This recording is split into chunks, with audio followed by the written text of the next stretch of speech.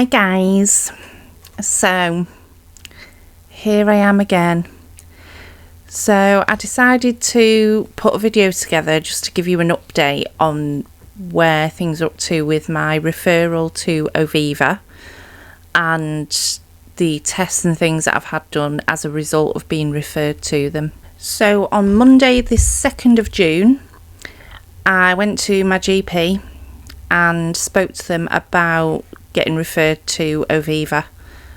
They did have some idea about Oviva as a service, but they weren't fully clued up on what they do and what they can offer.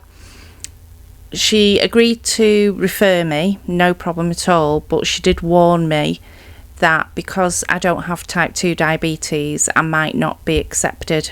On Saturday the 7th of June, Oviva emailed me to say that they'd received my referral.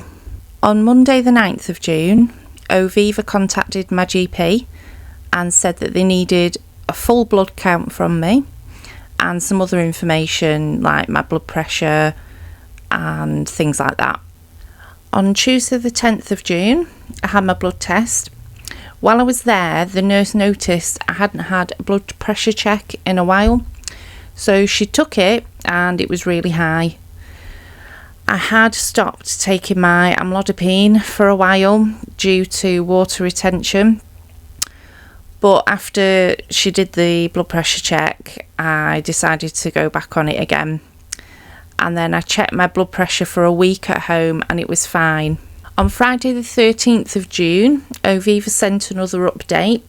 They said that the waiting time was now 9 weeks and I was moving up the list. Originally it was 10 weeks. So then on Tuesday the 17th of June, I had my full blood pressure review and the nurse was pleased to see that I'd lost so much weight, but my blood pressure was showing as being very high again. At this point, having my original blood pressure reading that she did, plus my home reading results, and then this blood pressure reading at the review, she was thinking along the lines that it could be white coat syndrome. So she spoke to the GP, and the following day, white coat syndrome was added to my record.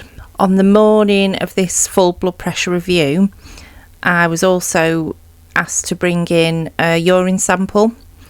So that was tested at the lab and that came back completely clear, no issues. So then on Friday the 20th of June, Oviva contacted me again and confirmed that they had all my test results in and I was still on the waiting list, I was still on the system, but now the wait time would be 11 weeks. Sorry, I should say up to 11 weeks. So on Tuesday the 24th of June, I had a phone call with the GP to discuss my blood test results, bearing in mind these blood tests were only done because Oviva had asked for them. So the first thing that the GP was concerned about was my calcium level, which was very high, and we had a discussion about what supplements I take and this, that and the other, and the GP came to the conclusion that it was likely because I'm taking a very high dose of vitamin D, so he asked me to stop that. The other thing was my iron levels were extremely low. To say how low they were, I've not actually felt that bad.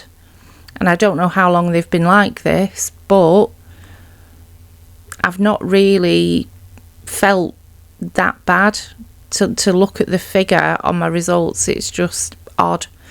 Anyway, the GP prescribed me a high dose of ferrous sulfate for 3 months, and then he asked me to redo the blood test in 3 months' time.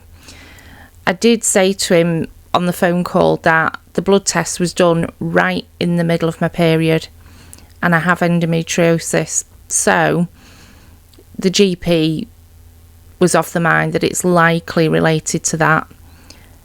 Can't rule it out completely or confirm it completely without investigating it, obviously, but he did say it was likely that that was the issue because all my other results were fine. The only other thing that was a slight concern was my cholesterol. was slightly high. Not high enough to warrant medication, but you know, it needs addressing. And now we're at present day. So Friday the 4th of July, I received another email from Oviva to say that I'm still on their waiting list and that the wait now is up to 9 weeks. So that's the timeline and the events surrounding my Oviva referral so far. I would assume that I've been accepted as a candidate for some kind of service from Oviva. They've got my test results, they've got all my information, and I'm still on the system. I'm still on the waiting list to be seen by a health coach. So I would assume that everything's going well, but I don't want to get too excited too quickly, because it could be that I get to the top of the waiting list, and I speak to somebody and they say, no, you're not suitable for the service. And yeah, I'd be absolutely gutted, but you know, it is what it is. So I'm just trying to reserve judgment for now, just be happy that I'm still on the waiting list, and yeah, I'll keep you updated.